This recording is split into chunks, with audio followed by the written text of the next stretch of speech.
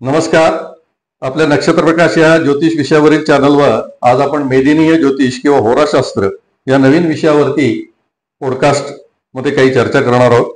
या विषयासाठी या विषयाच्या तज्ञ अनुचरणी आभा करंदीकर यांच्याशी आज आपण चर्चा करणार आहोत. त्या इंटेरियर डिझायनर आहेत, हा त्यांचा पूर्ण वेळ व्यवसाय आहे. सौ आभा कौस्तुभ करंदीकर ज्योतिषशास्त्री आहेत. त्याशिवाय त्यांना ज्योतिष चक्रवर्ती, ज्योतिष रत्न, इंडो अमेरिकन ॲस्ट्रॉलॉजिकल अवॉर्ड, वराह मिहिर ज्योतिष पुरस्कार अशा विविध पुरस्काराने सन्मानित करण्यात आले. ते इंडियन ॲस्ट्रॉलॉजी फेडरेशनच्या सन्माननीय सदस्य आहेत.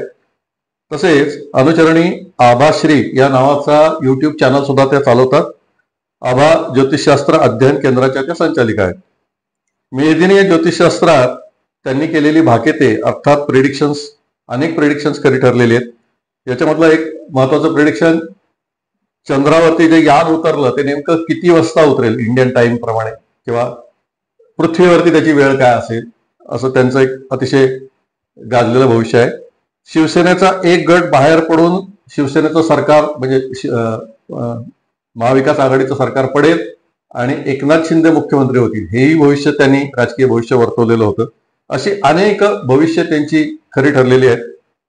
हा पॉडकास्ट आहे, यामुळे थोडासा वेळ काढून आपण हा व्हिडिओ पाहावा अशी सगळ्यांना विनंती आहे. आवाजींसाठी आता मी प्रश्न विचारतो. नमस्कार. मेदिनीय ज्योतिष म्हणजे काय आपल्या दृष्टीने? म्हणजे त्याच्या व्याख्या पुस्तकात बरेच असतील, पण आपण त्याचा अभ्यास करताय तर आपल्याला नेमकं काय वाटतं हे समजून घेणं जास्त महत्वाचं ठरेल. बरोबर. आपल्या सगळ्यांनाच माहितीये की आपण ज्योतिषशास्त्र किंवा ज्योतिषांकडे जेव्हा जातो तेव्हा आपल्या रोजच्या जीवनातल्या अडचणींसाठी आपण काही ना काहीतरी प्रश्न घेऊन जात असतो.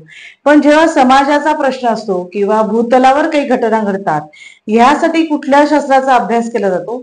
तर त्या शास्त्राचा म्हणजे मनुष्या व्यतिरिक्त जे जे ज्योतिषशास्त्राच्या माध्यमाने प्रेडिक्शन करता येतं ते आहे मेदिनीय ज्योतिष. मेदिनीय याचाच अर्थ पृथ्वी, आणि पृथ्वी संदर्भातलं प्रेडिक्शन्स किंवा ज्योतिष भाकित ही या शास्त्राच्या आधारे मानली जातात.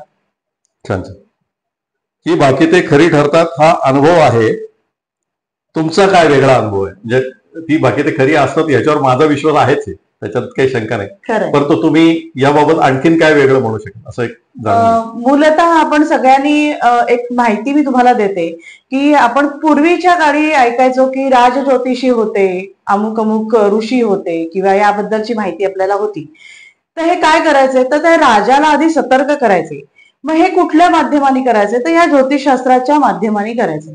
तेव्हा जर आपण नीट निरीक्षण केलं तर आपल्याला कुठल्याही ग्रंथात किंवा याच्यात आपण ऐकलं नाहीये की कुठला तरी सामान्य व्यक्ती जातोय ऋषी मुनींकडे आणि विचारतोय की माझा शेतात काय होणार आहे, अमुक काय होणार आहे. याच्यापेक्षा सामाजिक आणि म्हणजे राज्याचं भवितव्य किंवा राज्याचं संरक्षण ह्यासाठी त्यावेळेला जास्त करून म्हणजे भविष्य बघितलं जायचं, आणि ह्यासाठी या शास्त्राचा अभ्यास जास्त करून केला जायचा.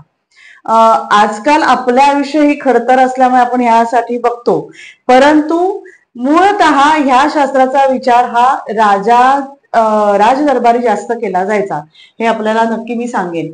आणि त्यामुळे ती भाकित होताना दिसतात. अनेक ऋषी मुनींनी इतकं बारकाईने लिखाण केलेलं आहे वेगवेगळ्या ग्रंथातनं की कुठल्या दिशेने ढग आले तर काय होईल, कुठल्या दिशेने कुठल्या स्वरूपाचा प्रकाश असेल तर काय होईल.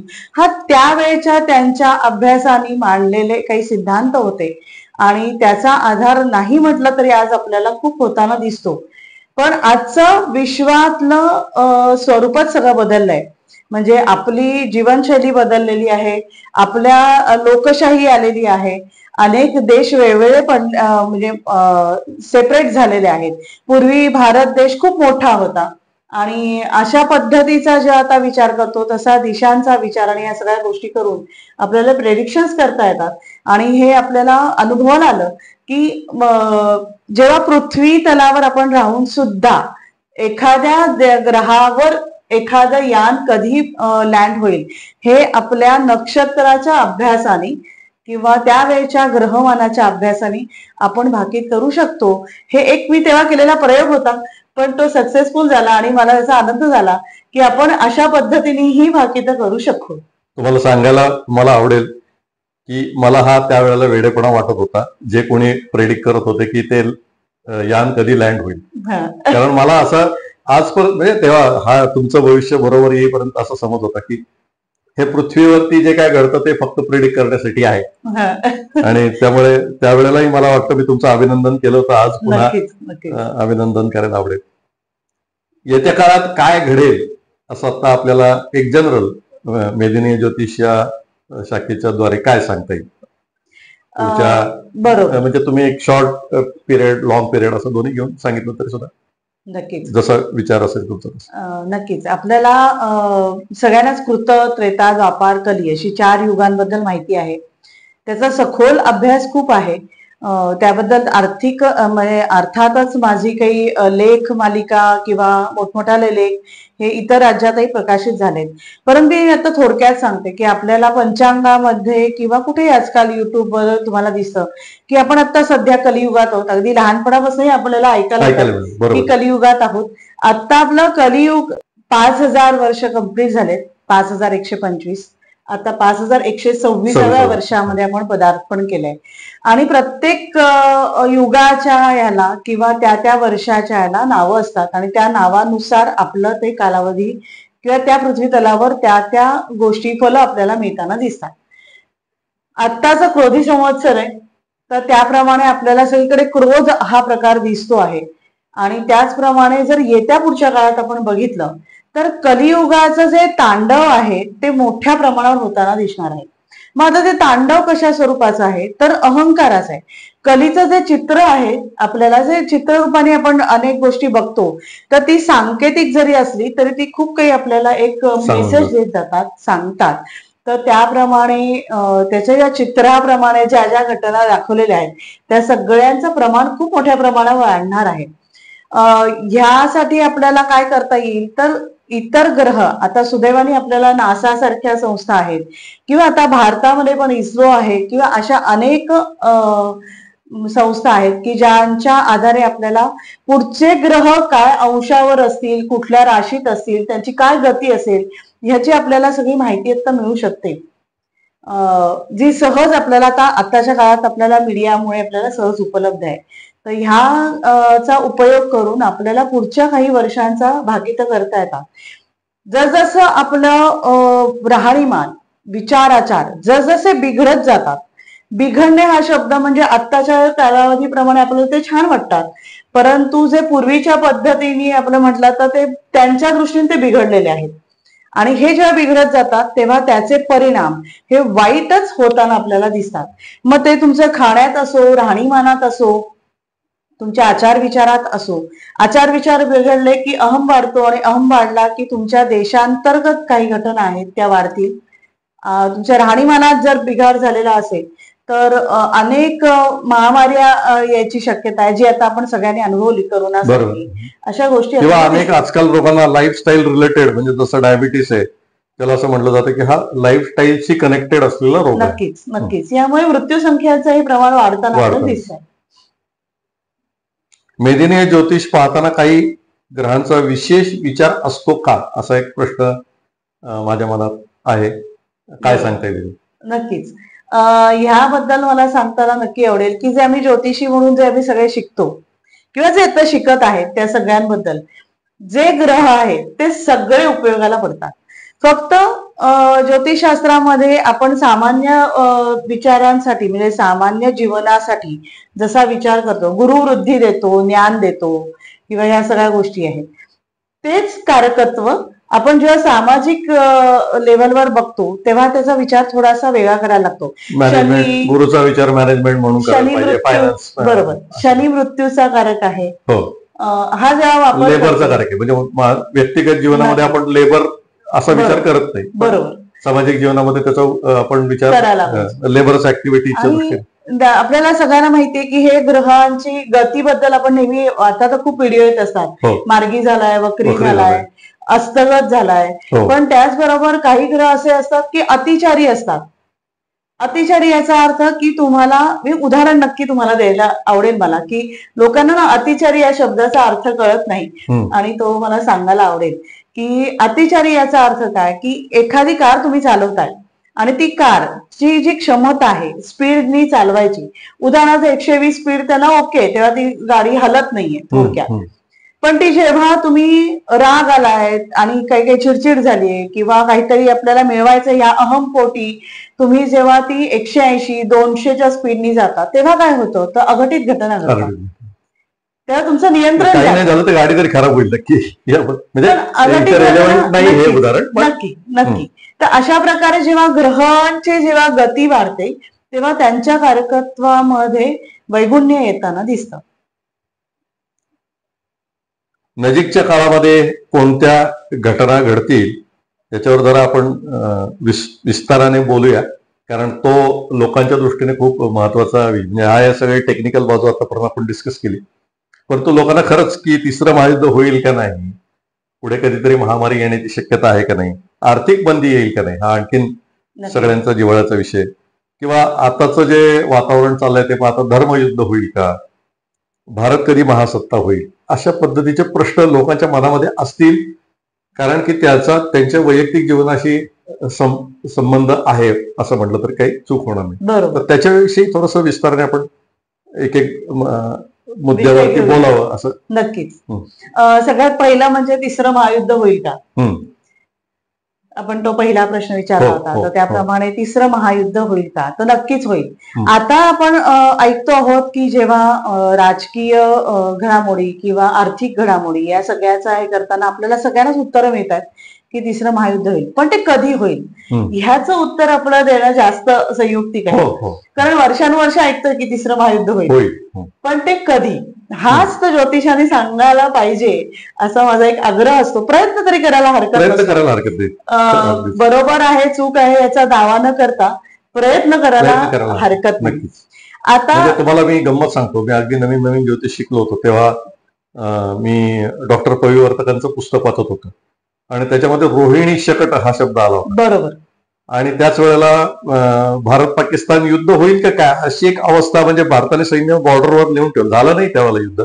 मी त्या रोहिणी शकटला घेऊन एक धनुर्धारीमध्ये लेख लिहिला होता. अर्थात तसं घडलं नाही, पण अशी सिच्युएशन अनेक वेळा येते आणि थांबते. बरोबर. आणि त्यामुळे आपण म्हणू की काही जणांना असं वाटतं की नाही हे अनेक वेळा प्रेडिक्ट करतात पण येत नाही बरोबर असं. तर खऱ्या अर्थाने कधी सुरू होईल असं काही 2029 ची शेवट आणि 2030 ह्या वेळेला तिसरं महायुद्ध सुरू होईल.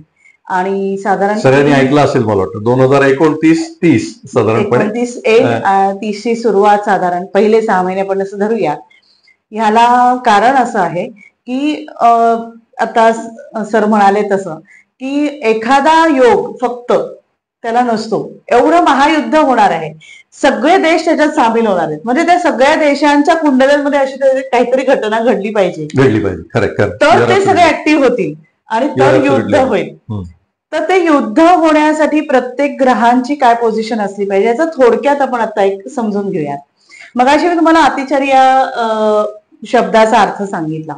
तर आता 2025 मेच्या सुरुवातीला मेला आपल्याला दिसत आहे की गुरु हा ह्याच्यामध्ये जातो आहे, मिथुन राशीत जातो आहे.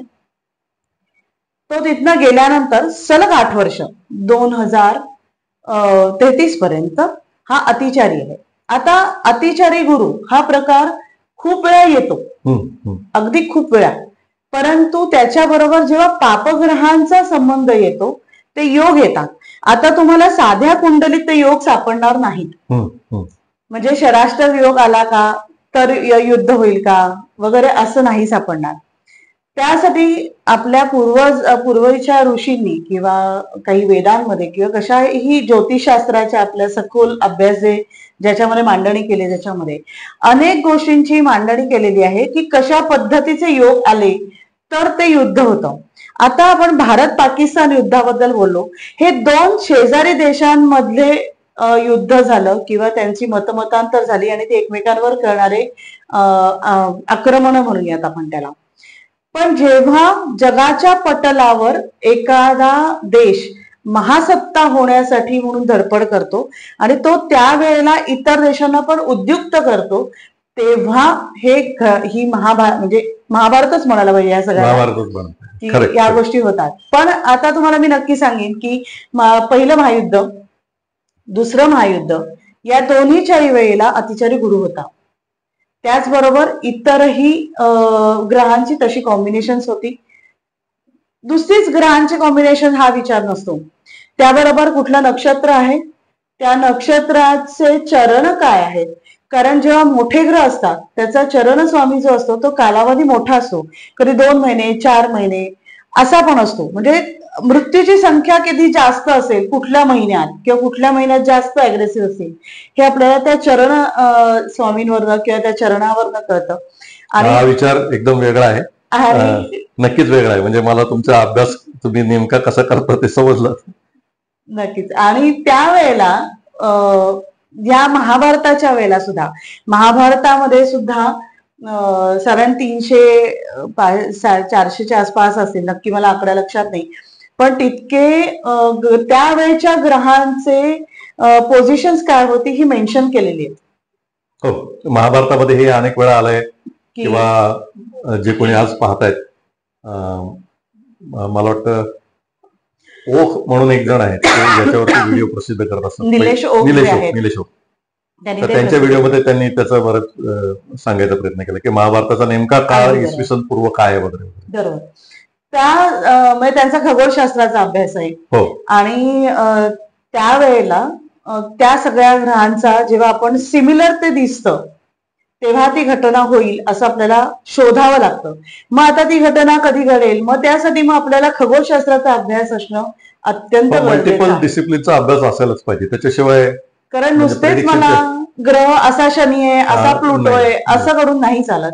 आणि मी नक्की तुम्हाला अजून एक सांगू इच्छिते की हर्षल, नेपच्यून आणि प्लुटो या 3 ग्रहांबद्दल अजून आपल्या इथे लिखाण नाहीये की प्रेडिक्शन्स, कारण ते ग्रह आपल्यापासून खूप लांब आहेत आणि त्यांचा आपल्या पृथ्वीवर किती परिणाम होतो हे अजून लिखित स्वरूपात सिद्धांत किंवा एक हे मांडलेलं नाहीये. खास करून नाही, कारण 240 वर्षाची सायकल आहे, त्यामुळे बरोबर तो अभ्यास पूर्वी कोणी लिहूनच ठेवलेला नाही. त्यामुळे आता कसं, म्हणजे हर्षल, नेपच्यून त्यातल्या त्यात ठीक आहे की सायकल्स लहान आहेत त्याच्या, त्यामुळे बरोबर आपल्याला काही जगाचं भविष्य रिलेट करता येऊ शकतं अशा पद्धतीने. बरोबर. परंतु आपण एक गोष्ट विसरून चालणार नाही की हे सगळे ग्रहांची जरी आपल्याला शोध आत्ताच्या काळात लागला असला तरी ते अस्तित्वात आधीपासून होते. तर त्यामुळे त्यावेळेची काय पोझिशन असू शकते.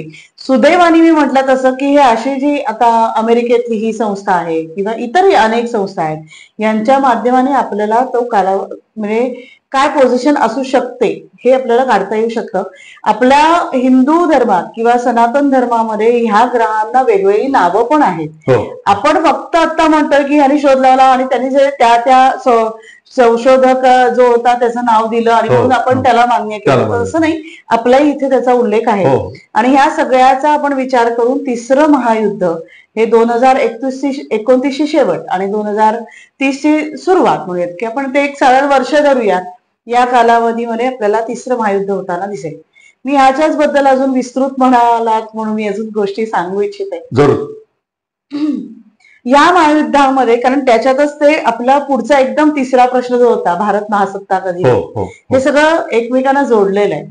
तर ते मी नक्की सांगू इच्छिते. पहिल्या महायुद्धात आणि 2ऱ्या महायुद्धात भारत हा स्वतंत्र भारत नव्हता, हा पण इंग्रजांच्या अंडर होतो. अनेक देश होते, फक्त भारत होता असं नाही, अनेक देश होते. तेव्हा दोन्ही महायुद्धांच्या वेळेला 2 गट होते. एक जो गट होता तो अमेरिका, कॅनडा आणि असा जो ऑस्ट्रेलिया किंवा असा तो एक गट होता, सगळा जपान होता त्याच्यामध्ये. दुसरा गट होता तो रशिया, नॉर्थ कोरिया, बेलारूस किंवा अशा एक गट होता. ह्या दोन्ही महायुद्धाच्या वेळेला असे 2 गट होते आणि त्यांच्यात ते युद्ध झालेलं होतं महासत्ता होण्यासाठी. केवळ हा शब्द आहे की महासत्ता प्राप्त व्हावी. स्वाभाविक आहे, एखादा राजा झाला की त्याला आता मी चक्रवर्ती राजा व्हावं, हो ना. तर आताचा चक्रवर्ती होण्यासाठी घोड्यावर जावं लागत नाही. आपण यान सोडलंय किंवा बॉम्ब, अणुबॉम्बचा वापर केला की होऊ शकतं. किंवा तर आर्थिक तसा- सत्ता आपल्या कंट्रोलमध्ये असली पाहिजे, जी आज अमेरिकेने केलेली दिसते युरो डॉलरच्या माध्यमातून किंवा बरोबर. तर ह्या दोन जे गट आहेत, आता ह्या तिसऱ्या महायुद्धाबद्दलचा अजून भाकीत आपण विचार करूयात की मग इथे भारताचा हे काय असेल, रोल काय असेल. भारताचा रोल काय असेल. कारण आता आपले माननीय पंतप्रधान मोदीजी आपण खूप ठिकाणी फिरताना बघतो, बरेच वर्ष झाले आपण बघतोय होय, की या देशांमध्ये भेट घेत आहेत, त्या देशांमध्ये भेट घेत आहेत. आता अमेरिका सारखा देश सुद्धा जेव्हा मोदीजींना म्हणतो की रशिया आणि यांना तुम्ही जरा समजवा, याच अर्थी आपला भारत देशाचं नेतृत्व करणारे हे म्हणजे भारत देशच म्हणूयात आपण, एखादे पंतप्रधान यांच्याबद्दल आता न बोलता भारत देश म्हणून आपण याच्याकडे बघूयात. हे आपलं अस्तित्व वाढवताना किंवा त्यांची एक आपली इमेज आपण एक चांगली करताना दिसतो आहोत. यासाठी पहिल्यांदा काय घडणार आहे, तर सुरुवात जी होईल ती पहिले 2 गट पूर्वी होते त्या गटांमध्ये पहिली महायुद्धाची ही सुरुवात होईल. त्याच्यानंतर नाईलाजास्तव G77च्या अंडर जे देश येतात, आता G77 ही एक संघटना आहे जी आपल्या रोजच्या बोलण्यात आपल्याला माहिती नाहीये. G20 आपण ऐकलेलं आहे बरेच वेळा, कारण आता भारतामध्ये आपला तिथे कार्यक्रम झालेला आहे. पण G77 अशी एक संस्था आहे, म्हणजे संघटना आहे, पण 77 देशांनी एकत्र येऊन केलेली ही जे सगळे विकसनशील देश की जे डेव्हलपिंग कंट्रीज म्हणूया, यांनी एकत्र येऊन केलेली ही संघटना आहे. आता त्याची संख्या 130 वर गेलेली आहे.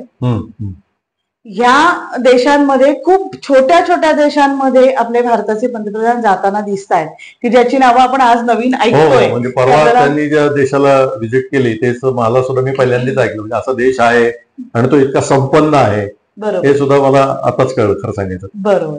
तर हा जो तिसरा गट आता ह्या तिसऱ्या महायुद्धामध्ये निर्माण होणार आहे. अच्छा. आणि मग या पहिल्या 2 गटांमध्ये युद्धाला सुरुवात होईल आणि तिसरा गट अजिबात इच्छुक नाही की महायुद्ध व्हावं, परंतु कारण त्यांचं अस्तित्व टिकवण्यासाठी आता त्यांची क्षमता कमी आहे, परंतु त्यांची संघटना एकत्र आली आणि ते आता भारताला त्यांचा नेता म्हणून त्याच्याकडे बघत आहेत, की जे आपण पत्रकारांच्या माध्यमांनी ऐकतो आहोत किंवा वेगवेगळ्या माध्यमांनी आपण ऐकतोय की भारत देशाला काय म्हणतायत किंवा आपले परराष्ट्र मंत्री कसे परखडपणे बोलतायत. तर ह्या सगळ्याचा अभ्यास असणं आपल्याला आता गरजेचं असतं. आणि हा तिसरा गट जेव्हा इन्व्हॉल्व्ह होईल तेव्हा या 2 गटांचं अस्तित्व नसल्यागतच होणार आहे. ह्याचं कारण सांगते. जेव्हा महायुद्धाच्या दिशेने आता आपण नीट निरीक्षण करूयात, हे जे 2 गटातले जे देश आहेत, कॅनडा असू दे, अमेरिका असू दे, युरोप कंट्री असू दे, रशियाचं तेवढं नाहीये प्रमाण, पण म्हणूयात त्याच्यातही काही भाग असा की जे मंदीच्या सावटामध्ये खूप आलेले आहेत. आणि ह्या सगळ्या ह्याच्यामध्ये त्यांचं जेव्हा आर्थिक मंदी येते आणि तिथलं राजकीय ढवळाढवळ होते, तेव्हा त्यांचं नेतृत्वावर अनेक शंका घेतल्या जातात आणि तेव्हा ते एकमेकांना कुरघडी करताना त्यांचे डिसिजन चुकतात. ते त्यांच्याकडे असलेल्या शस्त्राचा वापर करून प्रयत्न करतात की आपला अस्तित्व दाखवण्यासाठी, आपण किती मोठे आहोत हे दाखवण्यासाठी, पण ह्यामध्ये अविचारीपणा जास्त येतो. अच्छा. अविवेकीपणा जास्त येतो. पुढच्या दृष्टिकोनातनं किती हानी होणार आहे याचा विचार न होता फक्त अहम वाटतं. ते मी मगाशी म्हटलं तसं की अतिचारी गुरु, हे सांगण्याचं कारण की गुरु हा सहनशीलता वाढवणार आहे, विचार देणार आहे, ज्ञानाचा कारक आहे, विवेकाचा कारक आहे, पण तो अतिचारी झाला की विवेक कमी होतो, सगळ्याच गोष्टी कमी होतात. आणि जेव्हा आपल्या सामान्यतः ज्योतिष कुंडलीमध्ये जेव्हा गुरु थोडासा आपण कमकुवत असेल तेव्हा म्हणतो की ह्याला जरा अहम आहे, याला असं आपण दिसतो. तर असाच ते देशांच्या पातळीवर होताना दिसणार आहे. आणि मग हा तिसरा गट जो आहे हा पुढे येईल. आता ह्या पुढे येताना आता थोडस मी अजून हे करते, कारण हे सगळं एकमेकांना जोडलेलं आहे. बरोबर. मध्ये मी 1 मिनिट फक्त डिस्टर्ब करतो. मॅडम जे बोलतायत ते मला पटतंय. याचं कारण याच वर्षामध्ये 2024 मध्ये मी दीपक करंजीकरांचं घातसूत्र नावाचं पुस्तक वाचलं. त्याच्यामध्ये देश म्हणजे त्याच्यामध्ये पहिले महायुद्ध का झालं, दुसरं महायुद्ध का झालं, या सगळ्याचा उल्लेख आहे. आणि मॅडम म्हणतात तसं की केवळ अहंकार Correct. किंवा काहीतरी आर्थिक कारण किंवा आर्थिक बंदी, हे सगळ्या विषयांमुळे ती युद्ध घडलेली आहे, खरं असं त्यांनी ती थिअरी त्याच्यामध्ये मांडलेली आहे. त्यामुळे हे अगदी सहज पट्ट्यासारखं आहे, म्हणजे काही त्याच्यात खरं आपण वेगळं बोलतोय अशातलं काही भाग नाही, हा इतिहास. खरं. आता हीच आर्थिक मंदी तुम्ही बद्दल बोलात आता, हो, हो, ही आर्थिक मंदी आपल्याकडे आपली जनसंख्या खूप आहे हो. ह्या इतर मोठ्या देशांच्या तुलनेने आपण शब्द वापरूयात, कारण त्यांचा व्याप्ती आणि आपल्या देशाची व्याप्ती आणि त्या मानाने जनसंख्या. परंतु पहिलं जी महायुद्ध झाली किंवा आपण अमेरिका जेव्हा महासत्ता झाला तेव्हा त्यांच्याकडे डाटा हा विषयाच्या अनुषंगाने ते महासत्ता झाले हो. जास्त करून. आताचा हा विषय डाटा आहेच आहे, त्याच्याबरोबर आपल्या रोजच्या जीवनाला आपण मोबाईल शिवाय राहू शकत नाही, आपल्याला इंटरनेट सुविधा नसली तरी आपण राहू शकत नाही. आपला जे काही आता आपण साधं जीपे करतो, फोन पे करतो, ट्रान्झॅक्शन सुद्धा आपलं सगळं आता ऑनलाईन झालेलं आहे. तर ह्या सगळ्यासाठी तसेच एक सेमीकंडक्टर चिप्स हा एक प्रकार आहे की ज्याच्यामध्ये भारतामध्ये साधारण 10% फक्त उत्पादन होतं. तैवान सारखा छोटा देश खूप मोठ्या प्रमाणावर त्याचं उत्पादन करत आहे. आणि आपण जर निरीक्षण केलं तर भारतामध्ये आता गेल्या 1-2-4 वर्षांमध्ये आपल्याला दिसेल की ह्या विषयामधलं उत्पादनाचा प्रमाण वाढवण्याकडे आपल्या देशाचं सरकार कल आहे. त्याचबरोबर नेटवर्किंगच्या ज्या केबल्स आहेत त्याचं प्रमाण वाढवणार आहे. गुगल आहे, मायक्रोसॉफ्ट आहे, किंवा या सगळ्या जे मोठ्या मोठ्या ज्या जगाच्या पटलावर यांचं अधिराज्य आहे, तर म्हणजे आपण सायबरच्या रिलेटेड म्हणूयात, तर त्यांचे जे सगळं जे मेन कंट्रोल आहे किंवा त्यांचे जे केबल्स आहेत या सगळ्या समुद्रात आहेत खाली. आणि आपण येमेनची पण बातमी ऐकली होती की येमेनी मध्येच एकदम अचानक जाऊन एका नेट केबल कट केली होती आणि सगळा गोंधळ झाला होता, अख्खं सगळं ठप्प झालं होतं, तुमच्या विमानाचं बुकिंग सकट गोंधळ.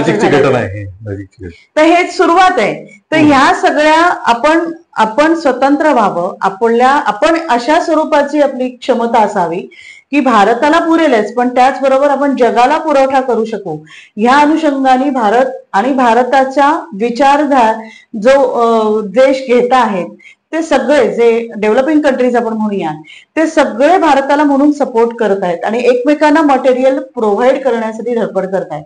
हा विचार 29-30च्या तिसऱ्या महायुद्धाच्या आधी आपल्या भारतातला म्हणजे जनसामान्य माणूस हा सुरक्षित आणि व्यवस्थित राहावा यासाठीची आपल्याला हालचाल दिसते. हे सगळं आपण जेव्हा अभ्यास करतो ज्योतिषी म्हणून, मी तुमच्याशी शेअर करेन की ज्योतिषी म्हणून अभ्यास करतो त्याबरोबर सामाजिक किंवा राजकीय किंवा सरकार काय रोजच्या घटना घडत आहेत किंवा आंतरदेशीय काय घटना घडत आहेत, त्यातनं काय मेसेज जात आहेत, ह्या सगळ्याचा अभ्यास करणं ह्यासाठी गोष्टी गरजेचं असतं.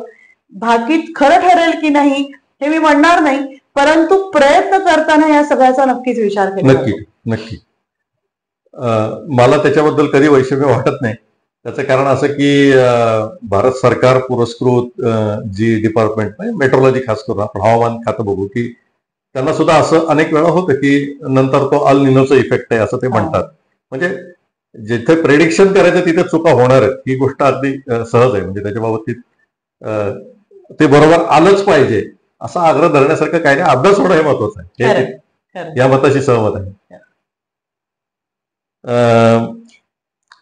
भारताची भूमिका आता आपण काय असेल, आर्थिक बद्दल आता आपण बोललो की तिसऱ्या महायुद्धात साधारणपणे भारताची भूमिका काय असेल. तुम्ही म्हणालात की विकसनशील देशांची म्हणजे तो युद्धाचा मुद्दा चालू आहे म्हणून आपण बोललो. त्याचबरोबर मी तुम्हाला नक्की शेअर करू शकते, आर्थिक मंदी हा प्रकार आता आपण जो बघतो आहोत या इतर देशांचा, त्याबरोबर मी एक मेसेज देऊ इच्छिते की जे लोक परदेशात जाऊ इच्छित आहेत, म्हणजे पूर्वीची संकल्पना एक कल्पना होती की अमेरिकेत जाणं, कॅनडाला जाणं, युरोपमध्ये जाणं आणि म्हणजे आपण सगळं काही मिळवलं असं जे होतं, तर तसं आता ते राहणार नाही.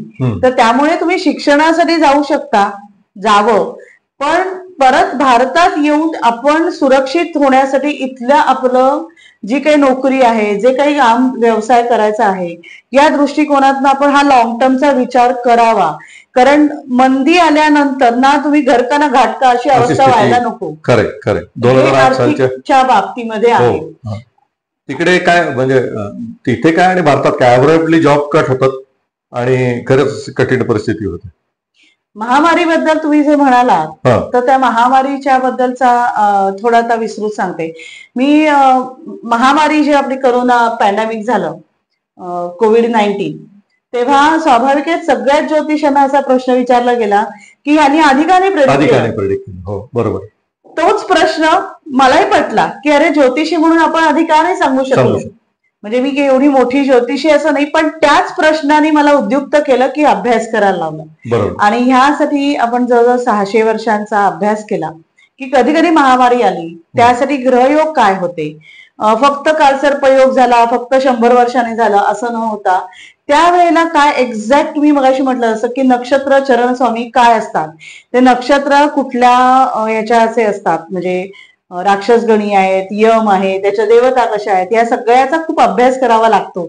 आणि ह्या सगळ्याचं माझं पुस्तक प्रकाशित झालेलं आहे की महामारी पुढच्या काही काळामध्ये कधी कधी येणार आहे, कुठल्या देशात येणार आहे, कुठल्या स्वरूपाची येणार आहे. थोडंसं नक्षलमध्ये सांगता येईल का की आता महामारी येईल ती 100 वर्षांनी येईल का त्याच्या आधी येऊ शकते? आधी येईल. मी आता तिथेच येते आहे. अजून एक माहिती देते की जेव्हा जेव्हा ही महायुद्ध होतात त्या प्रत्येक महायुद्धानंतर महामारी आलेली. मग प्लेग आलेला आहे, नंतर स्पॅनिश फ्लू आलेला आहे. ह्याचं कारण असं की जेव्हा मोठ्या प्रमाणावर जीवितहानी होते, आता आपण ही युद्ध झाले ते आपण बघतोय की तेव्हा तुम्हाला आरोग्य सेवा पुरवता येत नाही, सगळ्याच दृष्टीने कोंडमारा होतो आणि त्यातनं निर्माण होणारा हा एक रोगराई हा एक प्रकार असतो. दुसरा एक रोगराईचा प्रकार असा आहे की मानवनिर्मित आहे. हा एक शस्त्र म्हणून उपयोगात आणला जाऊ शकतो. आणि ही महामारीचे जे प्रकार म्हणजे काय म्हणूयात, आधुनिकतेच्या काळामध्ये वेगवेगळे केमिकल्स वापरून किंवा वेगवेगळ्या प्राण्यांवर त्याचा प्रयोग करून अशा प्रकारची महामारी निर्मिती केली जाते की जेणेकरून मृत्यूची संख्या वाढेल. जसं आपण ऐकिवात आहोत, सत्य खरं की खोटं माहित नाही की नाही, कोविड-19 बद्दलची माहिती मानवनिर्मित आहे. तर अशा प्रकारचा शस्त्र म्हणून तिसऱ्या महायुद्धामध्ये वापर केला जाऊ शकतो. तसंच वृश्चिक राशीचाही संबंध येतो आहे तिसऱ्या महायुद्धाच्या वेळेला राहूचा, स्पेसिफिकली त्या जलतत्वाचा. तेव्हा विषप्रयोगाच्या मार्फतही आपल्यावर आघात होऊ शकतो. विषारी गॅसेस सोडणे, गॅसेस नाही मी म्हणणार, जलाच्या मार्फत. कारण वृश्चिक राशी जलतत्वाची आहे, दुर्गंधीयुक्त आहे आणि अशा प्रकारचाही हा आपल्याला या पद्धतीचा वेपन वापरलं जाऊ शकतो, दिसू शकतो. त्यामुळे महामारी आता ही 2030च्या आसपास एकदा येईल, 33ला जास्त करून जाणवेल. कसं आहे की महामारी ही आपल्याला कोविड-19 आहे तेवढीच येईल असं अजिबात नाही, घाबरून जाऊ नका. कारण त्याची तीव्रता पण त्याच्यावर ठरते. काही काही आता एड्स आहेत किंवा स्वाईन फ्लू आहेत किंवा बर्ड फ्लू आहेत. आता पण बर्ड फ्लू अमेरिकेत झाला, पण ती मृत्यू संख्या कमी असते, पण ती महामारीत मोडली जाते. महामारीचा अर्थ WHO महामारी म्हणतं. महामारीचं कारण क्रायटेरिया म्हणजे ज्याला कायमस्वरूपी उपाय नाही. म्हणजे ताप आला तर ही गोळी घेतल्यावर तुमचा ताप निघून जातो, जशी ही अचूक औषध उपाय आहे तसा महामारीला जेव्हा अचूक उपाय नाही मिळत, तो आपण ज्या लस घेतल्यात किंवा हे घेतलेल्या आहेत त्या आपल्याला काय म्हणूयात आपली क्षमता वाढवण्यासाठी घेतले, प्रतिकार शक्ती वाढवण्यासाठी, पण तो उपाय नाही. बरोबर, त्याला महामारी म्हणतात. आणि तशा प्रकारच्या महामारी येणार आहेत. 33ला येईल, 40ला येईल, मध्येच एकदा 33 आणि 40 ही वर्ष येणार आहेत. आणि याच्याबद्दल माहिती असेल तर माझं पुस्तकात तुम्ही बघू शकता. पुढे पुस्तकाचं नाव पुन्हा एकदा सांगा, फोटो सुद्धा या व्हिडिओमध्ये येईल पुस्तकाच्या कव्हरचा. महामारी ज्योतिषशास्त्राच्या नजरेतून असं हे पुस्तकाचं नाव आहे. 500 वर्षांचा इतिहास त्याच्यामध्ये आहे आणि पुढची भाकीत आहेत आणि ती ज्योतिषीय अंगाने विस्तृत दिलेली आहेत की कुठली ग्रह कुठलं काय झालं की होईल. म्हणजे जे ज्योतिषी आहेत त्यांना तर खूपच ते अभ्यासता येईल. सार्वजनिक आरोग्य क्षेत्रामध्ये जे लोक काम करतात त्यांनी या गोष्टीची दखल घेणं गरजेचं आहे. डॉक्टर्सनी म्हणजे जे वैद्यकीय सेवा पुरवतात, मग ऐन वेळेला ऑक्सिजन, आपण या महामारीत पाहिलं की ऑक्सिजन मिळत नाही अशी जी सिच्युएशन येते, तर या दृष्टीने ही वर्ष सार्वजनिक सेवा आरोग्य सेवा पुरवणाऱ्यांनी सुद्धा लक्षात ठेवायचं असं मला वाटतं. नक्कीच. आता असं दिसतंय गेल्या काही वर्षामध्ये की पूर्वी युद्धामध्ये धर्माचा तसा काही फारसा संबंध येत नव्हता, म्हणजे वंशवाद वगैरे वगैरे मग दुसऱ्या महायुद्धात आलं होतं, पण बरोबर प्रत्यक्ष धर्म ज्याला धर्मयुद्ध म्हणता येईल असं काही घडलेलं नव्हतं ते. बरोबर. पण आता येणारं तिसरं महायुद्ध आणि धर्मयुद्ध असं काही त्याची सांगड घालता येईल का? नक्कीच. धर्मयुद्ध आपल्याला काय माहिती का, आत्ताच्या ज्या धर्मांची जी नावं आहेत ती वेगळी वेगळी आहेत. तेव्हा पण धर्म होते, फक्त त्याला आपण वेगळ्या माध्यमांनी, म्हणजे त्यांची नावं वेगळी होती. पण ते धर्म स्वतःचे, म्हणजे जो काही ज्या धर्माचा असेल त्या धर्मानुसार ती व्यक्ती त्याचे आचार विचार करायचे आणि बाकीच्यांना त्रास होणार नाही याच्याकडे लक्ष द्यायचे. पण आता धर्माचीच व्याप्ती त्यांनी एवढी वाढवलेली आहे, प्रत्येक धर्माने. येथे कुठलाही विशेष धर्म मी म्हणणार नाही, सर्व धर्मीय हे आपलं अस्तित्व दाखवण्यासाठी, आम्ही किती मोठे आहोत किंवा अस्तित्व टिकवण्यासाठी यासाठी आता मोठ्या प्रमाणावर वेगवेगळे उपक्रम करतील, त्यासाठी आंदोलन करतील, त्यासाठी काही धार्मिक त्यांची शिकवणीतनं सुद्धा अत्याचाराकडे सुद्धा जातील असं आपल्याला दिसतं. कारण हे जे ग्रहयोग आहेत हे सगळे पापग्रह आणि अतिचारी गुरु या सगळ्यांचा कॉम्बिनेशन येते.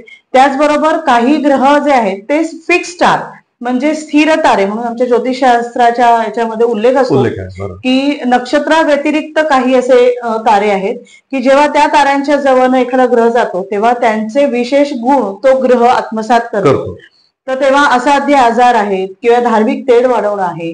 आणि प्रत्येक धर्म हा विस्तार करण्यासाठी वेगवेगळ्या देशांमध्ये जाऊन आपलं अस्तित्व निर्माण करायला पाहिजे. आपण नक्कीच बघत आहोत की युरोप कंट्रीमध्ये किंवा इतर देशांमध्ये काही ठराविक धर्माचे किंवा ठराविक काय म्हणून समाजाची लोकांची संख्या वाढताना दिसते. गेल्या आता 5-7 वर्षातले संख्यांचे तुम्ही हे त्याचे परिणामही दिसत आहेत, म्हणजे परिणाम दिसत आहेत. ज्योतिषशास्त्र दृष्टीने आपण हा सगळा विचार करतोय, बाकी काय त्याच्यामध्ये हा सगळ्याच धर्मांबद्दल आहे, हा कुठला विशेष धर्माबद्दल आपण आता बोलत नाही आहोत. हे सगळ्या धर्माची लोक आपल्या धर्मासाठी, कारण अतिचारी आहे, गुरुचं अस्तित्व टेकवण्यासाठी पण अविचाराने केलेल्या गोष्टी ह्या आपल्याला इथे होताना दिसतील. म्हणजे त्याचा पुन्हा एकदा अतिचारी गुरुशी संबंध आहे असं म्हणलं तुमच्या म्हणण्यानुसार आहे. आणि मग जेव्हा तो प्लुटोशी संबंध येतो, हर्षल अचानक घटना घडवणं आहे किंवा अशा सगळ्या होतात, आणि तेव्हा ह्यांना गाईड करणारे जी लोक असतात किंवा ज्या संस्था अशा पद्धतीची कामं करतात, तर तेव्हा आपण अविचाराने न वागता विचाराने वागलं पाहिजे. हे आपण काय घ्यायचं याच्यातनं, तर आपण विचाराने वागलं पाहिजे की या प्रवाहामध्ये आपण किती जायचंय आणि काय करायचंय हे बघायला पाहिजे. या सगळ्या दृष्टीने भारताची कुंडली काय सांगते असं जर का आपण विचार केला, म्हणजे सगळ्या पर्स्पेक्टिव्ह मध्ये, तिसरं महायुद्ध, महामारी, धार्मिक आर्थिक मंदी किंवा धर्मयुद्ध, तर भारत महासत्ता होईल का असं भारताच्या कुंडलीमध्ये दिसतंय का? बरोबर. काय म्हणते भारताची कुंडली? आता भारताची कुंडली ज्योतिषी जे अभ्यास करतात त्यांना माहितीये की 3 कुंडल्या बघतात. पहिली जी आहे ती मकर लग्न म्हणून बघितली जाते. कन्याकुमारीच्या बाजूला तर कन्या लग्न तर बघितलं जातं, त्याचं मकरच्या ऐवजी कन्या म्हणून ते बघतात. ज्या दिवशी आपल्याला स्वतंत्र भारत झालो आपण, त्या दिवशीची जी कुंडली मांडली जाते ती वृषभ लग्नाची आहे. परंतु आपण नीट विचार करूयात, आदल्या दिवशीही पाकिस्तान स्वतंत्र झालेला होता. 14 ऑगस्टला, 15 ऑगस्टला आपण स्वतंत्र झालो. राशी सकट एकच आहे, लग्न सेम आहे, म्हणजे वृषभ लग्न सेम आहे. आता मग आपला भारत वेगळा आहे आणि पाकिस्तान वेगळं आहे टोटली, म्हणजे त्यांचं सामाजिक जीवन आणि सगळंच वेगळं आहे, खूपच बदल आहे. पण मग तेवढाच बघून चालेल का? तर नाही. तर जेव्हा आपण प्रजासत्ताकची कुंडली बघितली पाहिजे, जेव्हा सरकार विचार करतं, कारण आता आपल्याला चालवतंय कोण, तर आपण नेमून दिलेलं सरकार आपल्या बाजून आपल्या विचार मांडत असतं, आपले वेगवेगळ्या गोष्टींबद्दल निर्णय घेत असतं. तर तेव्हा प्रजासत्ताकची पण कुंडली बघायला पाहिजे. 26 जानेवारी 1950 ची बघितली पाहिजे अगदीच, आणि ती मीन लग्नाची. आता दुसरं जे आहे, आता आपण अनेक व्हिडिओ बघतो, असं जर का म्हटलं तर चुकीचं ठरणार नाही ना? मला तुम्ही सांगा की 1947 साली देश स्वतंत्र जरी झाला तरी लॉर्ड माउंटबॅटन ते सरकार चालवत होते आणि कायदे तेच होते, फक्त आपण देश स्वतंत्र झाले, म्हणजे स्वतंत्र विचार करण्याची संसदच निर्माण झालेली नव्हती, त्यामुळे काही तसा विचार येत नव्हता. बरोबर. स्वतःचे आपल्याला पाहिजे तसे कायदे किंवा पॉलिसीज येतच नव्हते, कारण आपली घटना तयार झाली. बरोबर. आता याच्यातला मी फरक तुम्हाला थोडासा सांगते की जेव्हा आपण वृषभ लग्नाची कुंडली बघतो आणि त्यानुसार आता मंगळ महादशा 2025 पासून सुरू होतीये. मंगळ म्हणजे पराक्रमाचा कारक आहे आणि तेव्हापासून पण वृषभ लग्नाची कुंडली बघताना भारत देशाची जमीन आणि भारताचा एकंदरीत म्हणजे म्हणूया व्याप्ती ह्याच्याबद्दल विचार करावा. आणि मीन लग्नाची कुंडली ही सरकार आणि याच्याबद्दल विचार करावा. हा प्रेक्षकांना मी सांगू इच्छितो की हा संपूर्णपणे वेगळा विचार आहे. म्हणजे मी काय म्हणू, मी जरी मेदिनी ज्योतिष प्रॅक्टिस करत नाही किंवा त्याच्यावर फार विचार करत नाही, तरी सुद्धा वाचत असतो. याच्यामध्ये हा कुठेही विचार मला ऐकायला मिळालेला नाही. कारण आपल्या विषयामध्ये ना मेदनीयमध्ये पुस्तकच नाहीये, म्हणजे जी काही आहे ती थोडीशी आहेत. पण हा आपण आपला अभ्यास करून जरासा विचार करावा लागतो. त्याप्रमाणे मी तो प्रयत्न केला की वृषभ हे काय झालं तर शरीर सगळं. वृषभ लग्नाची कुंडली ही शरीर झाली आणि मग हे काय झालं तर मीन लग्नाची कुंडली जी आहे ती सरकार असं झालं. आणि म्हणजे आपला आत्ताचं जे सरकार म्हणजे जे काही येत असेल ते पूर्वीपासून चालत आलेलं सरकार आहे. आणि ह्याच कुंडलीवरनं आपल्याला अनेक भाकितं करायची असतात जी सरकारच्या निगडीत असतात. पण जेव्हा पूर आपत्ती आणि ह्या गोष्टी असतात तेव्हा त्या वृषभ लग्नाच्या कुंडलीवरनं बघायच्या असतात. थोडक्यात लग्न कुंडली आणि चंद्र कुंडली व्यक्तीचं भविष्य पाहताना आपण असं म्हणतो की घटना एकच आहे, पण वेगवेगळ्या राशीचा माणूस वेगवेगळा त्याला रिस्पॉन्ड करेल आणि त्याचे परिणाम बदलतील अशा पद्धतीने. बरोबर. तसं लग्न कुंडली म्हणजे तुम्ही म्हणता तशी वृषभ लग्नाची आणि मीन लग्नाची ही राशी कुंडली या पद्धतीने, कारण ती माणसं चालवत आहेत. बरोबर म्हटलं तर काही चुकीचं ठरवू काही हरकत नाही, पण त्या शहाणी आणि सोपं करण्यासाठी म्हणजे कदाचित तुमच्या मनामध्ये विचार वेगळा असेल नाही. बरोबर आहे. तर हा जेव्हा मीन लग्नाची कुंडली आहे आणि या अनुषंगाने हे जेव्हाचे ग्रह, त्याचे नक्षत्र, फिक्स स्टार्स, त्याचे चरणस्वामी या सगळ्यांचा आपण जेव्हा विचार करतो आणि जागतिक विचार करतो, पृथ्वी तलावरचा विचार, तेव्हा असं आपल्या लक्षात येतं की 2034 मध्ये भारत महासत्ता होईल. अच्छा. कारण युद्धाचा कालावधी, व्हिडिओ पाहणाऱ्यांनी हे सालपट लक्षात ठेवावं, नोटिंग करावं. 2033 मध्ये साधारण युद्धाची समाप्ती कडे जाईल. एक आपण नक्की बघूयात की कुठलंही हे महायुद्ध असतं ते आज सुरू झालं आणि वर्ष 2 वर्षात संपलं असं कधीच होत नाही. त्याला काही वर्ष 4-5 वर्ष आहे, काही 8 वर्ष आहे, असा कालावधी सुद्धा आपण पाहतोय की रशिया आणि शेजारचा देश त्यांचं जे युद्ध चालू आहे ते गेले 1.5-2 म्हणजे मध्ये काही काळ जातो की काहीच घडत नाही, पण युद्ध बंद आहे का आता आपण म्हणू शकत नाही की युद्ध त्यांच्यामध्ये. तुमच्या यालाच मी जोडून बोलते आता की ही जे सुरू झालं जेव्हा रशिया युक्रेन चालू झालं किंवा इस्रायल आणि हमास झालं, ह्या सगळ्या गोष्टी जेव्हा झाल्या आणि कोविड झाला आणि लगेच सुरू झालेला हा प्रकार आपला कोविड आता हे ह्या सगळ्यामध्ये त्या कालावधीमध्ये अतिचारी गुरु होता.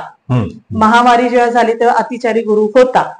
आता सुद्धा तो होता. आत्ताचे मधले 2-3 वर्ष जे आहेत ते जरा सामान्य गतीने जातील, कारण गुरु एका राशीमध्ये 12 ते 13 महिने सामान्य गतीने जातो आणि एक रास त्याला दुसऱ्या राशीत जाण्यासाठी कालावधी लागतो. पण तो जेव्हा 21 दिवस 3 महिने असा जेव्हा जातो तेव्हा तो काय स्पीडनी जाईल आणि गुरुग्रहाची साईज केवढा आहे हा आपण लक्षात घ्यायला पाहिजे. आणि 2025 नंतर हे आत्ता 2च युद्ध आपण ऐकतोय, म्हणजे 2 गट, म्हणजे एक रशिया युक्रेन आणि हे 2 युद्ध आपण ऐकतोय. आता 2025 नंतर युद्धाची संख्या वाढणार आहे. वेगवेगळ्या फ्रंटवरती युद्ध सुरू होतील आणि फायनली ती महायुद्धामध्ये कन्क्लूड होतील असं वेगवेगळ्या गटांमध्ये ती कन्क्लूड. बरोबर. अनेक संख्या वाढतील आणि ती संख्या वाढली की मग ते एकमेकांचे मग ते ग्रुपिझम होणं, जसं मध्ये रशियाचे हे आपल्याला पाहिलं, नॉर्थ कोरियाला जाऊन व्हिजिट देऊन आले, हे कशासाठी झालंय ते सगळा हा त्यातला प्रकार आहे. युद्धाचे स्वरूप 5 असतील, पूर्वी 3च होते. समुद्रमार्गे एक होता, एक वायूनी होता आणि भूमीवर नव्हता. आता आपले 5 असणार आहेत. पहिलं जे आहे ते सायबर आहे, दुसरं आहे ते स्पेस आहे, स्पेस वॉर. आणि मग त्याच्यातनं जे आता आपण बघतोय प्रत्येक देश स्पेसमध्ये काही ना काहीतरी सोडायला बघतोय, त्याच्यामध्ये आपलं अस्तित्व दाखवायला बघतोय आणि ते कुठेतरी देश इगो त्यांचे दुखावले जात आहेत. आमचा आतापर्यंतचा जो हे आहे आणि तिथून ती सुरुवात आहे. त्यामुळे आता पहिलं सायबर, मग स्पेस आणि मग ही 3ही दलं त्याच्यामध्ये सामील होती, म्हणजे जे पारंपरिक आहेत जुनी. तसे आपल्याला दिसतील. तर त्याप्रमाणे आपण म्हटलं तसं की 2034च्या आसपास आपण भारत महासत्ता होईल. होईल. पंतप्रधान मोदीजी आणि त्यांचं सरकार याच्याबद्दल काय सांगता येईल? नक्की. पंतप्रधान मोदीजी आपले जे आहेत त्यांचं आता तिसरी टर्म चालू आहे. तिसरी टर्मच्या वेळेला जेव्हा शपथविधी झाला त्यावेळेला अनेक लोकांनी प्रेडिक्शन केली, त्याचे मी पण एक होते. नुसतंच त्यावेळेच्या शपथविधीवरनं आपण प्रेडिक्शन्स करतो. आपण मगाशी म्हणालात तसं पूर्ण कार्यकाल ते काम करतील असं आपण म्हटलं होतं. परंतु जेव्हा मी मगाशी म्हटलं तसं जेव्हा आपण आपला अँगल बदलतो, विचाराचे वाईड अँगल येतो, तसं आपल्याला लक्षात येईल की 2026 मध्ये मध्यवर्ती निवडणुका याची शक्यता दाट आहे. प्रेक्षकांनी ही गोष्ट नीट ऐकली नसेल तर ऐकावी. मॅडमचं प्रेडिक्शन आहे 2026 मध्ये मध्यवर्ती निवडणुका म्हणजे लोकसभेच्या निवडणुका येतील शक्यता आहे, ज्याला इंग्रजीमध्ये म्हणता येईल. बरोबर. याला कारण आहेत. आता ही सगळी कारणं मी तुम्हाला समजावून सांगेन नक्कीच, कारण ही मी जर समजावली नाही तर नुसतंच वाक्य सांगितलंय आणि बरोबर आहे असं नको. तर आपण घटना ज्या घडल्या आहेत त्या आपण एका माळेमध्ये गुंफण्याचा प्रयत्न करूया. 2025 मध्ये माननीय नरेंद्र मोदीजी 75 वर्ष पूर्ण होत आहेत. भाजपनी जे अलिखित असं काही ठरवलंय की 75 वर्षानंतर नको, असं एक अलिखित आहे, लिखित नाही, अलिखित आहे. तर तो कालावधी ते थोडासा वाढवतील असं आपल्याला दिसतं. तर मोदीजींचा 26 पर्यंत असेल, मध्यवर्ती निवडणुका होतील आणि त्यानंतर नरेंद्र मोदीजींचं काय होणार याबद्दलची सगळी भाकितं माझ्या चॅनलवर मी पब्लिश ऑलरेडी केलेली आहेत की नरेंद्र मोदीजी हे आपले भारताचे राष्ट्रपती होतील. आता का दुसरे कोणी मिळणार नाही का या सरकारला, असा हा एक प्रश्न असेल. तर तसं नाहीये.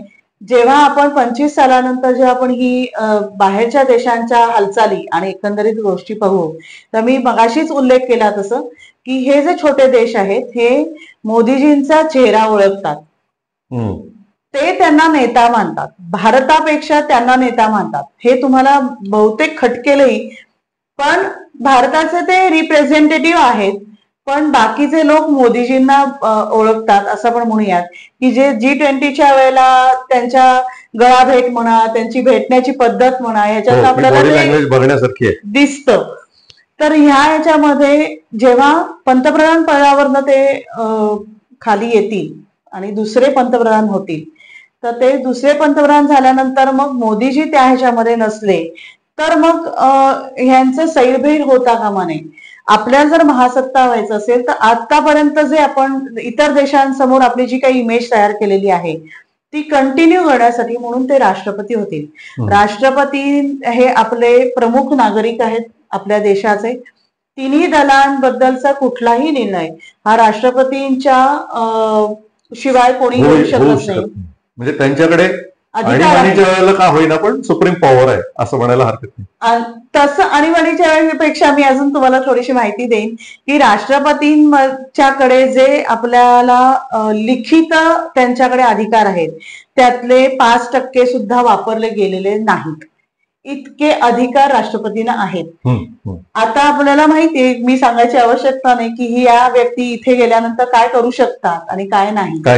तर हा त्यावेळेचा आहे. हा मी त्यांचं वैयक्तिक कुंडली काय सांगते याबद्दल फक्त बोलत आहे. वैयक्तिक म्हणून काय माझा अँगल मनुष्य नागरिक म्हणून नाही सांगत आहे. कुंडली काय सांगते. तुमच्या मताशी मी 100% सहमत आहे.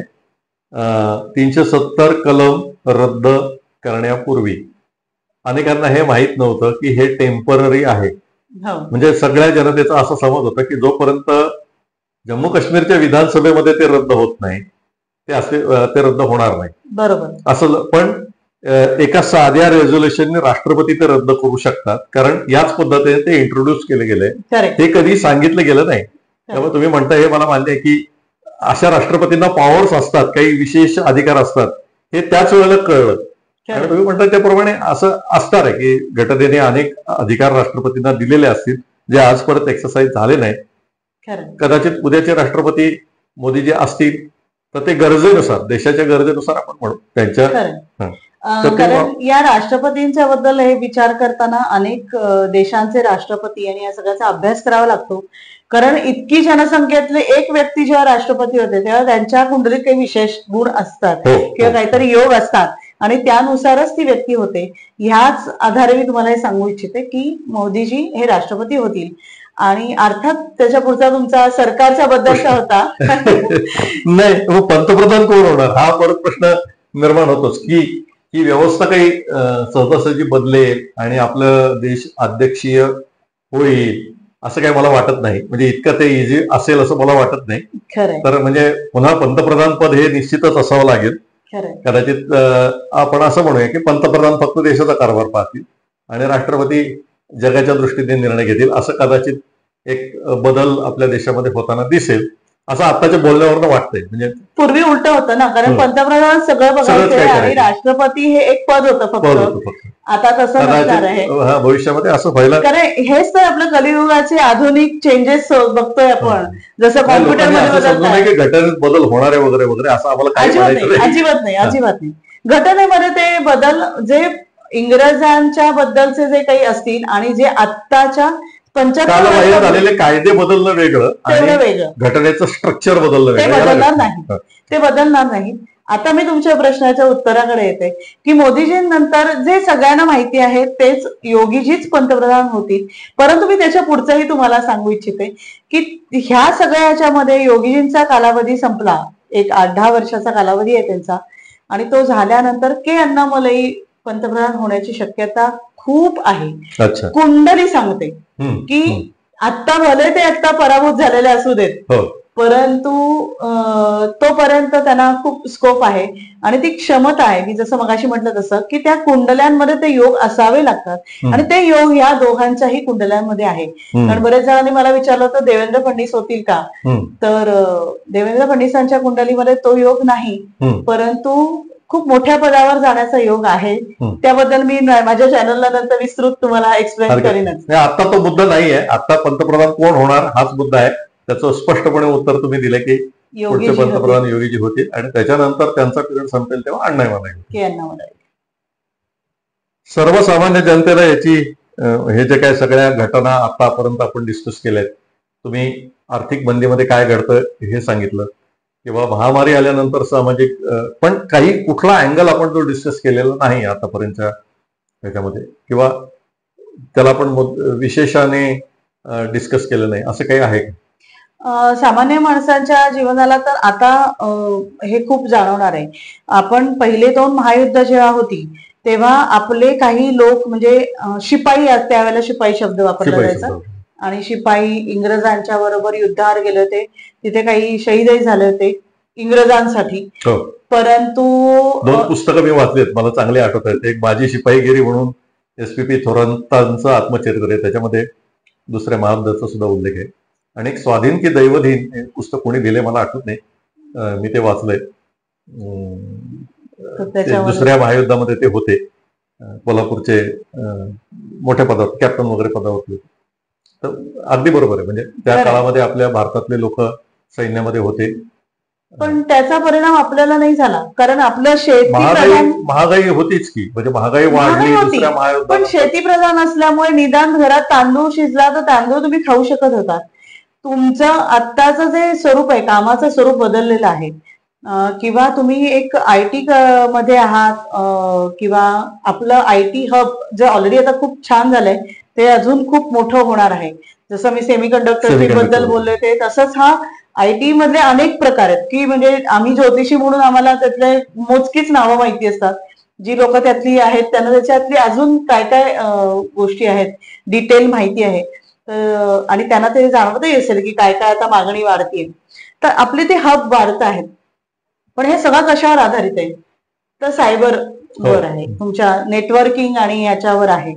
त्यामुळे आज जर ते बंद झालं तर बारीक म्हणजे एक आता आपण बघतो भाजी घ्यायला गेलो ना, मी आता आलो कॅबनी आलो पेमेंट केलं UPI थ्रू, हे बंद होणार आहे. कॅश घेऊन फिरावं लागेल. म्हणजे आता जग म्हणजे भारत हा असं आपण म्हणू की डिजिटल पेमेंट कडे जातोय. कदाचित त्या महायुद्धाच्या काळामध्ये हे सगळं डिस्टर्ब होण्याची शक्यता नाकारता येत नाही आणि जेणेकरून म्हणजे वैयक्तिक जनतेला त्याचा त्रास वैयक्तिकदृष्ट्या जनतेला त्याचा त्रास खूप होणार आहे. आणि त्याचबरोबर आपण मी आत्ताच उदाहरण दिलं की महामारीमुळे काय झालं, तर जो आर्थिक फुगवटा झालेला होता, की हे उदाहरण मी नक्की सांगू इच्छिते की IT मधले आहेत, छान पगार आहे, मग त्यांनी चांगला फ्लॅट विकत घेतला, 70-80 हजार रुपये तुम्हाला हप्ता बसला, तो अफोर्डेबल होता त्यावेळेला, आणि अचानक तुमची नोकरी जेव्हा गेली, त्या गेल्यानंतर ते काही ज्या पद्धतीने सफर झाले आणि मानसिक क्षमता त्यांची इतकी खंगलेली असल्यामुळे आत्महत्येचं प्रमाण वाढलं,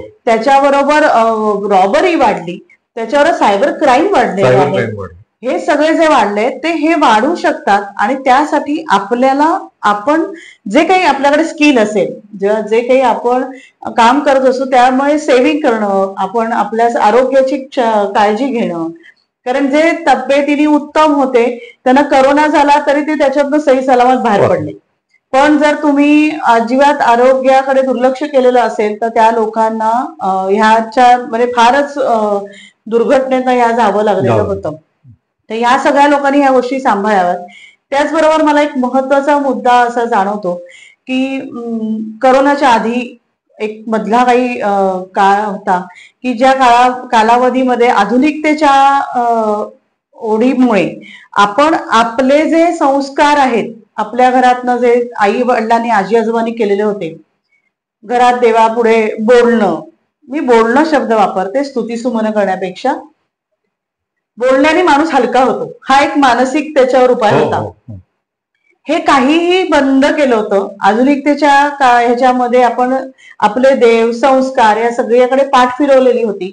करोना काळामध्ये अनेक लोक रामरक्षा म्हणायला लागले, अनेक लोक विष्णू सहस्त्रनाम म्हणायला लागले, अनेक गोष्टी करायला लागले, काही लोक देवळात जायला लागले. ह्या गोष्टी कराव्यात, देवळात जावं की नाही याबद्दल मी म्हणत नाहीये, परंतु कुठेतरी तुमची नम्रतेने तुम्ही कुठेतरी एक नतमस्तक व्हावं की जेणेकरून ह्या मेंदूमध्ये आलेला जो ताण आहे ना तो उतरला पाहिजे. जेव्हा तुमचा मेंदू ताण घेऊन असतो तेव्हा तुमचं आरोग्य चांगलं नाही, तुम्ही कामधंदा नीट करू शकत नाही, तुमची कुटुंब व्यवस्था बिघडते.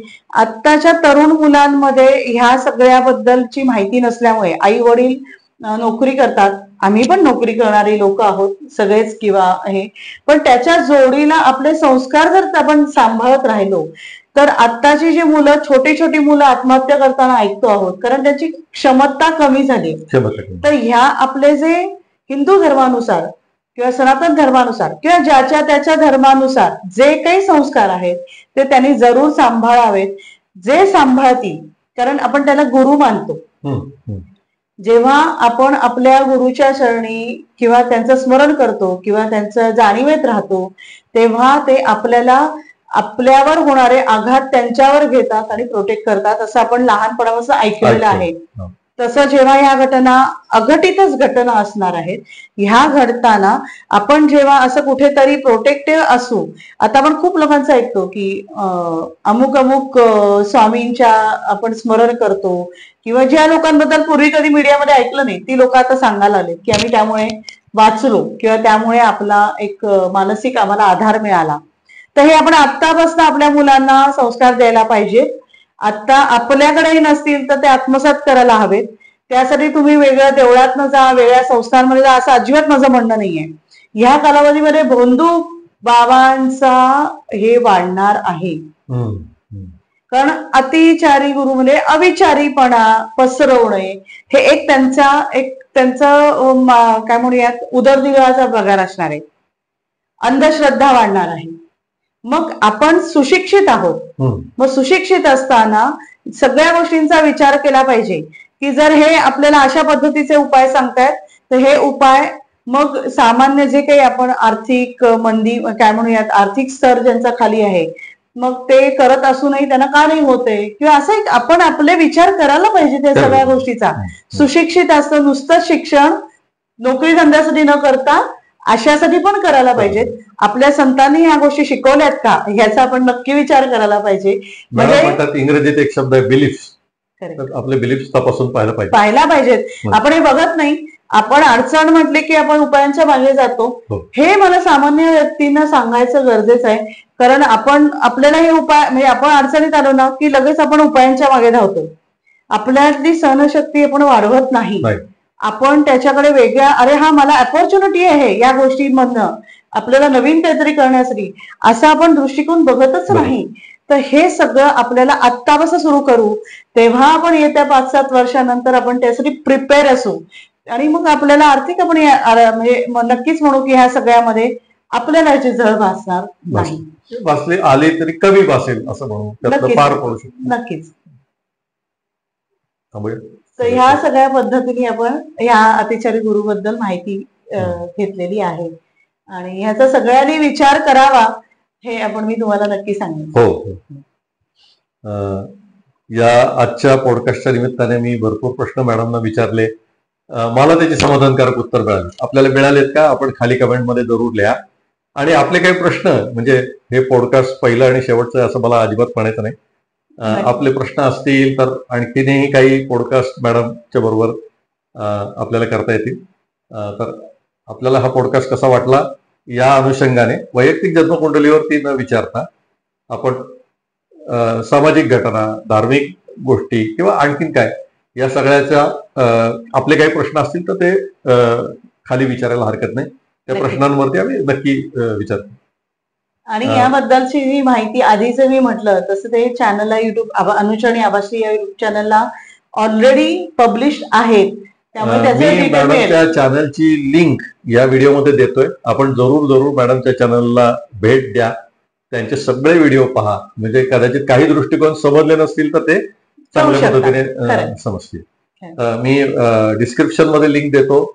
व्हिडिओमध्ये वरती क्लिकेबल लिंक देता आली तर ती सुद्धा नक्की देतो, जेणेकरून आपण अनुचरणी आभाश्री नावाच्या व्हिडिओ चॅनलला आपण भेट द्यावा. पुन्हा एकदा मी मॅडमचे आभार मानतो. अगदी एका छोट्याशा विनंतीवरती हा पॉडकास्ट सहज शक्य झाला. धन्यवाद.